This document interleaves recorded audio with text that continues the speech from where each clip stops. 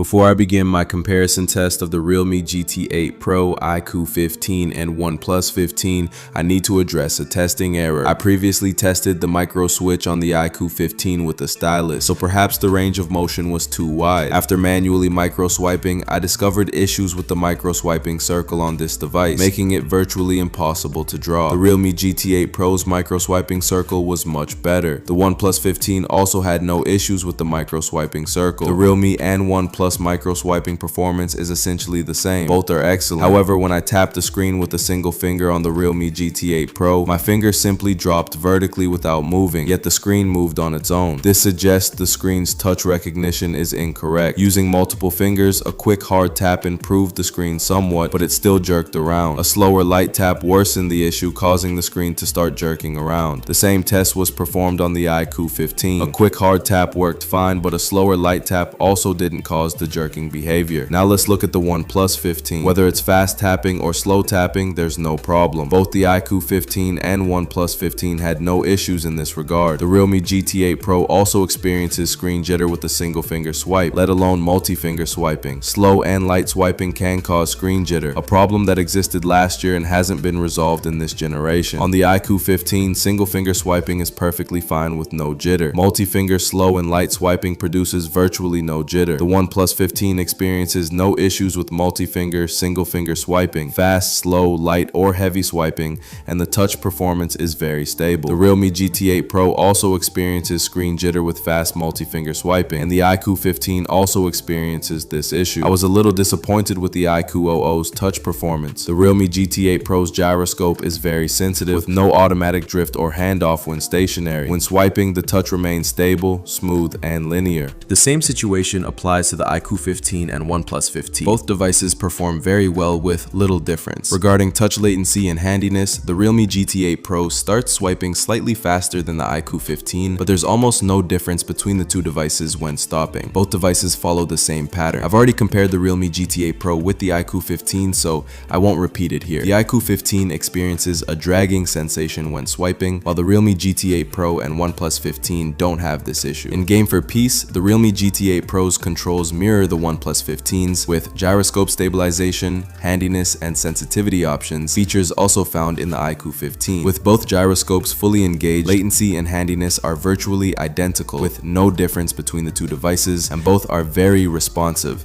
just like the Oneplus 15. The iQOO 15's extreme resolution is slightly clearer than the Realme. My touch sampling rate is 369. During testing, the Realme GT8 Pro also experienced a bug where some sound was muted, which appears to be a game issue, not a system issue. Take a look at the frame rate chart. Over 85 minutes of testing, the average power consumption was 5.74 watts with a peak of 15.18 watts. The Realme GT8 Pro experienced a drop from 144 to 125 frames per second with 39 people at the event location, but quickly recovered to around 144 frames per second. At full brightness and with smooth, high-quality graphics, this performance is quite acceptable. In the early stages of testing, when the battery temperature was over 42 degrees Celsius, the overall frame rate was still around 144 frames per second. Later in the test, when the temperature reached over 43 degrees Celsius, the frame rate remained around 130 frames per second, only recovering to 144 frames per second after leaving the main event location. This Realme's geeky performance panel has been pushed to the limit, eliminating the need to question whether the streamer is a complete novice, unable to operate this or that. Overall, for image quality, I'd choose the iQOO 15. Its extreme resolution does improve performance in Game for Peace. For frame rate, I'd choose the Oneplus 15, followed by the Realme GT8 Pro, as the iQOO 15 experienced a drop of 120 frames per second. For touchscreen gyroscope, I'd still choose the Oneplus 15. I haven't found any issues with the Oneplus 15's touchscreen yet. The touchscreens on the Realme GT8 Pro and iQOO 15 still need optimization. At 85 minutes, the battery remained at 70% with an ambient temperature of 24.9 degrees Celsius and the device at 45.1 degrees Celsius. The touch latency and hand tracking were both at 144 frames per second with virtually no difference. However, in slow motion, I noticed a noticeable drag lagging sensation when swiping on the iQOO 15, a feeling of being pulled back and forth. This was absent on the Oneplus 15. The iQOO 15 had ultra high resolution enabled. Now try disabling it and using native resolution. You can carefully examine the black areas of the 6x zoom lens. The issue persists, but it's noticeably improved. Turning on the new extreme resolution feature again shows more ghosting, but I didn't notice any noticeable difference in tracking. None of the three modes performed as well as the Oneplus 15 in terms of image quality when swiping, but the clarity was noticeably improved with it enabled. Both the iQOO 15 and Oneplus 15 have gyroscope tracking and stabilization with adjustable sensitivity. With both settings maxed out, the gyroscope latency and chirality of both devices were virtually identical, both offering excellent responsiveness. The iQOO 15's multi-finger single touchscreen didn't experience screen flickering, but multi-finger swiping would cause a slight movement when the fingers left the screen, resembling screen flickering. The Oneplus 15, on the other hand, had no such issue and was very stable. The iQOO 15's touchscreen was stable, smooth, and linear, with no jitter at all when swiping without lifting the hand, and the same was true for the Oneplus 15 in this swiping mode. Both devices performed very well with little difference. With super resolution enabled on the iQOO 15, there was noticeably more jaggedness than with extreme resolution enabled, but otherwise I couldn't discern any difference. The clarity of the iQOO 15 and Oneplus 15 in super resolution mode was essentially the same. My touch sampling rate was 265. I didn't use extreme resolution for this test because the frame rate readings from third-party frame rate software with this setting significantly mismatched the iQOO's built-in frame rate counter, making it impossible to measure frame rates in this mode. Look at the frame rate chart. The actual test was 121 minutes with an average power consumption of 5.49 watts and a maximum power consumption of 11.17 watts. 32 people landed at the event location and the frame rate was basically around 140 frames. The test was 144 frames at full brightness with super resolution and smooth image quality. The frame rate was basically never above 144 frames throughout the whole process, with only a small fluctuation around 140 frames. I don't know if the third-party frame rate recording software also has a bug in super resolution mode, and it is said that iQOO 15 is always around 140 frames. This year's new flagship, the iQOO 15, a gaming flagship, actually had minor touch issues. I was surprised, and the microcontroller was a bit underpowered. The event venue was pretty empty by the end of the day. The iQOO 15 also experienced a drop of 120 FPS, which would automatically return to 140 after a while. However, it soon dropped to 120 FPS again when it reached the character circle and it wouldn't lock, frequently dropping to around 110 FPS. Considering this is the 5th generation Snapdragon 8 Elite model, it's still relatively new and not yet fully optimized. So how can the Oneplus 15 maintain a consistent 144 frames per second? Well, it's hard to say. I'm just a little disappointed. 120 minutes, battery level down to 60. At 26 degrees Celsius, the machine was at 12.5. This year, an extreme resolution setting has been added. How much higher is its clarity than the Oneplus 15? Let's first look at frame rate performance. We used the heavy-duty game for testing. Both machines were tested at full brightness and full graphics quality in an ambient temperature of 25 degrees Celsius. Naturally, iQOO 15 was set to extreme resolution. As longtime fans know, my tests are all based on actual high-stress combat scenarios. I don't use low-stress scenarios where I push the frame rate against a wall and then just post a frame rate chart to make a claim. So some phones can't handle it and some frame drops are perfectly normal. The point of applying such high stress is to test performance differences between the phones. If the low stress conditions were the same, there'd be no point in testing them, right? Both phones were idle for about 40 minutes before entering combat. The Oneplus 15 performed well in temperature control, with the battery temperature generally staying around 40 degrees Celsius, rarely exceeding 41 degrees. However, the iQOO 15 temperature was a bit higher, hovering around 45 degrees Celsius. The Oneplus 15 maintained a stable frame rate of around 60 frames per second, with only a minor fluctuation of about 5 frames per second. The frame rate on the iQOO 15 fluctuates quite a bit, dropping to as low as 25 frames per second and reaching 60 frames per second at higher resolutions, but mostly staying in the 40s. Could this be due to the different image quality pressures causing such a significant difference in frame rate and temperature? I can't discern a noticeable difference in clarity when zooming in on the iQOO 15 with ultra resolution enabled and the Oneplus 15 with full resolution enabled. I also have two other resolutions, so let's compare them. The one on the right is ultra resolution, and it seems the iQOO 15 ultra resolution improves.